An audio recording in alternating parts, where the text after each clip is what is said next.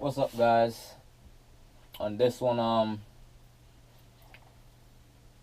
we're doing I'm gonna do transition effects. Basically, how I create my transitions when I'm doing a composition or something or a mix.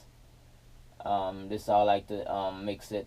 So just creating a different flow on different sections of a song or of a production. Let's get right into it and let's do it.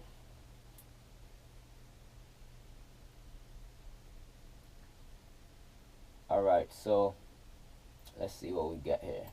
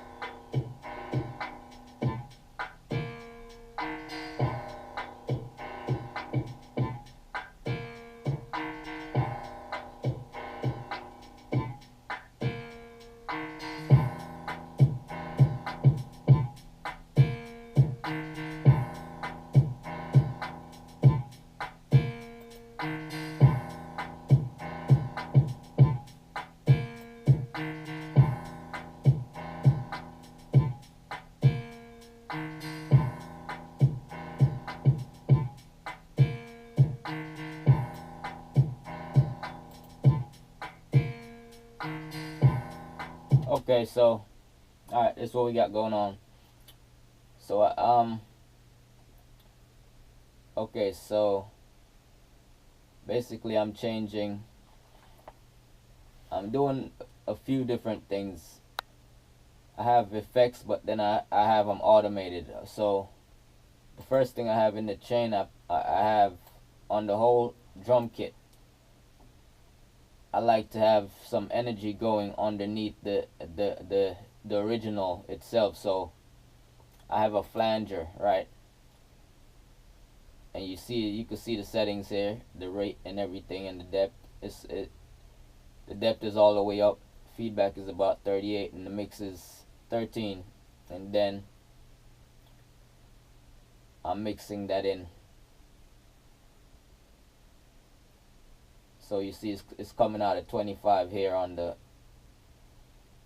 each track.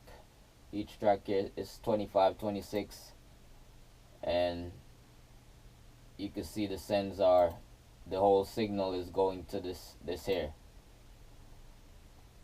So the full signal is going to the flanger, but also I'm cutting off 84 everything, but everything below 84 hertz is being cut off, and you see the curve. So and then everything above 15k is off also. And then next in the chain, I have another flanger on there, and this one is set at a lower rate. It's going slower, and the mix is much higher. The feedback is the same, and that I also have the volume rising up. And I got it in a, you see the sine wave, and so the amplitude is changing, so it's kind of pumping in the background. Just these parts though, just because everything below, so everything above 15k and then below 84 hertz, right? So that's all being affected just in between that right there. And on that, I also have a distortion.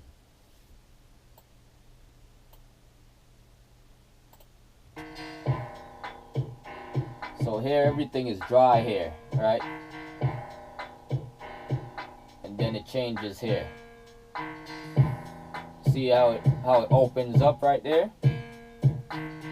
So okay, the reason why it's opening up is because both the flangers are off at that point, right? So it's automation, and so they're off right there. They're bypassed.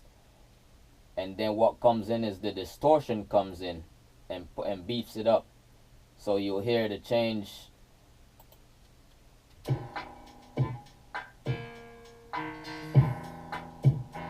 You hear the distortion come in.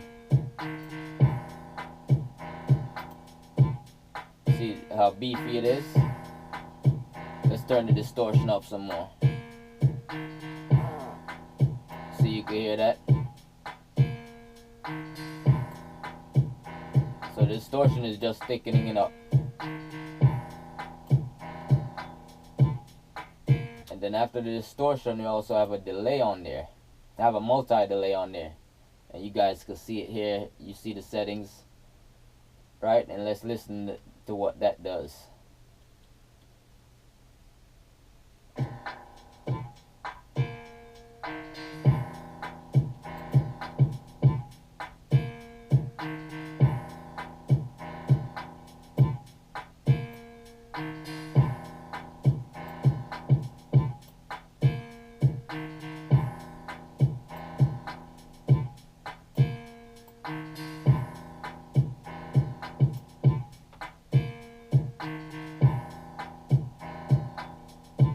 Right?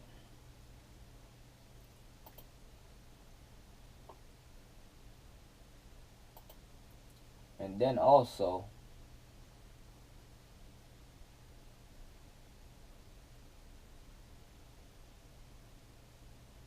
I also have phasers on it, right? So the well, not phasers, but the frequency shifter,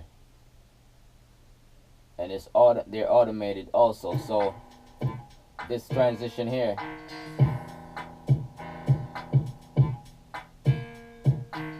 you see that it's automated. So you see, I'm just sweeping through the frequencies.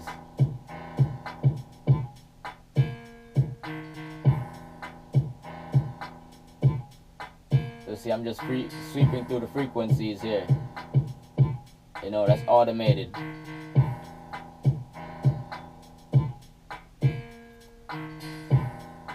And then I have another frequency shifter, and you see this one. This is how this one is.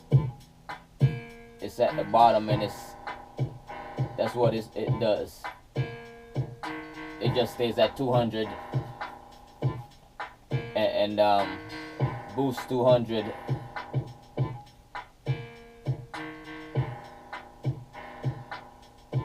So that's all it's doing.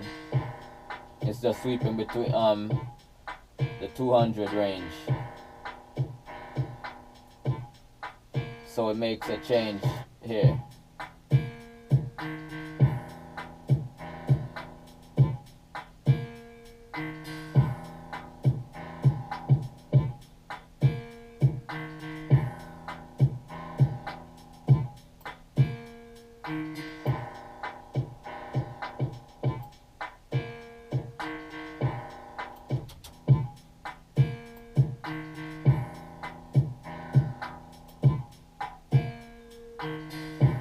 So you see, you can hear how when I turn it up, you can really hear what it's doing.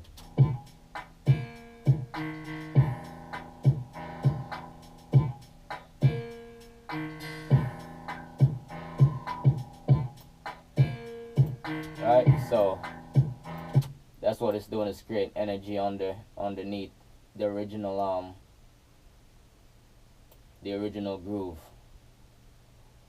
So I have one that's staying consistent, and then I have one that's moving. This one here it goes all the way down from 132, maybe even a little lower, and going and it's sweeping up to maybe 800, 900 hertz. So it's just sweeping. And then I wanted to create like a drum room.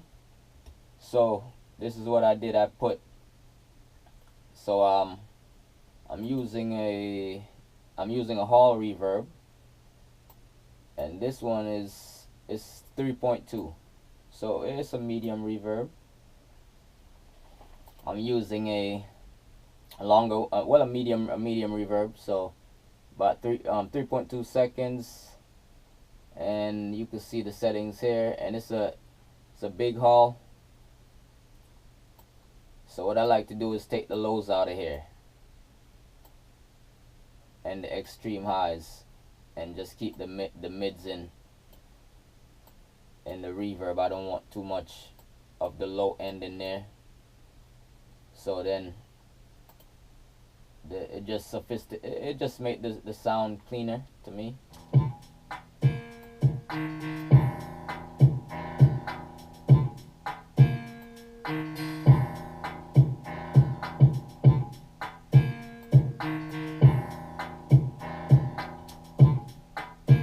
You can hear it's much cleaner when you take the lows out of there and the extreme highs.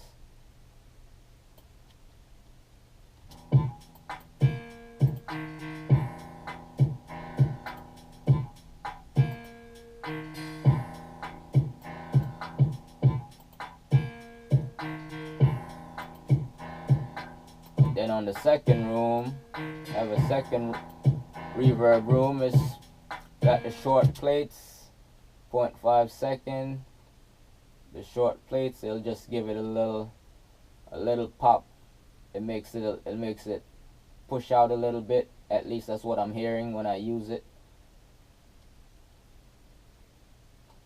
So let's listen to this right here.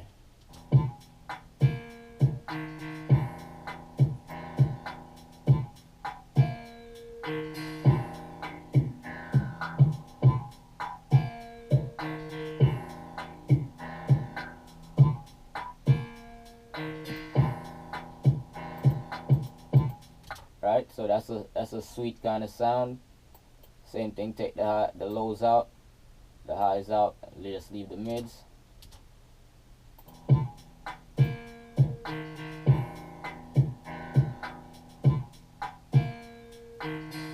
So you see how clean that becomes? You see how clean it becomes when you take the extreme highs and lows out of the reverb, right? Okay. So that's basically how I set up the transitions, and just to create excitement. So from the beginning it's like this.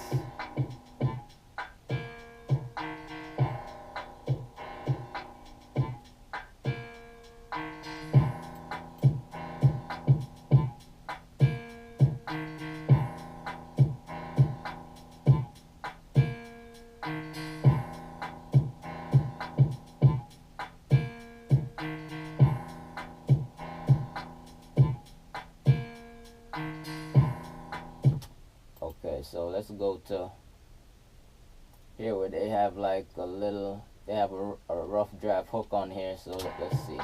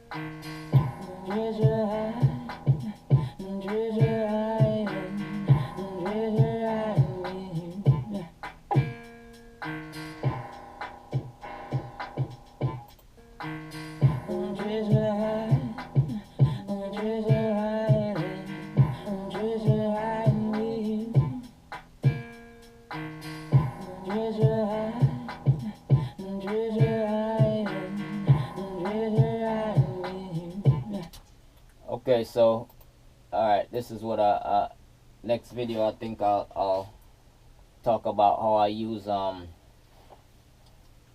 the background vocals on this one. I'm just using a little I still have more to do on the vocals, more mixing, but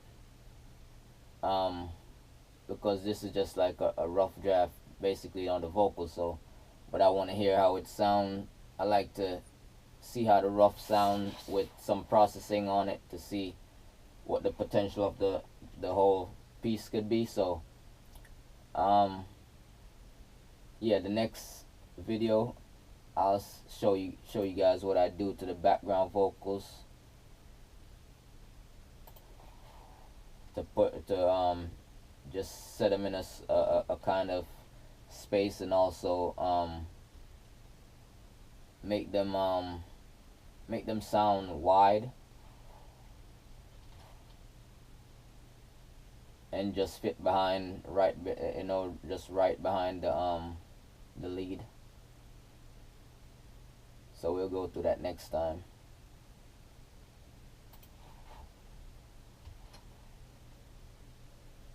So as always, guys, thanks for watching. Hope this helped, assist anyone that are looking for this kind of information.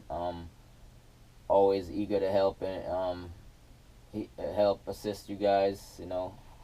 So until next time, keep watching and keep making great music. Keep learning and making great music and experimenting.